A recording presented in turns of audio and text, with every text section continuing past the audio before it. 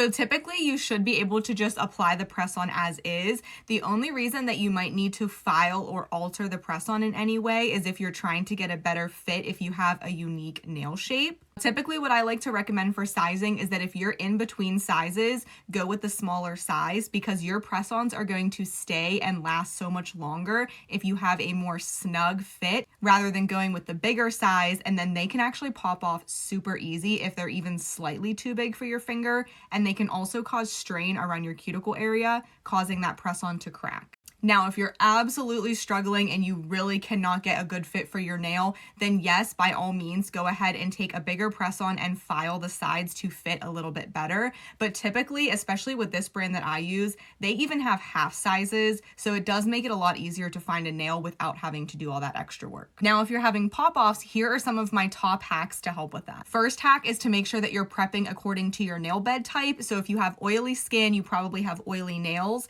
and that means that you need to be prepping with acetone to dehydrate those oils from your nails. Tip number 2 is sizing, like we just went over.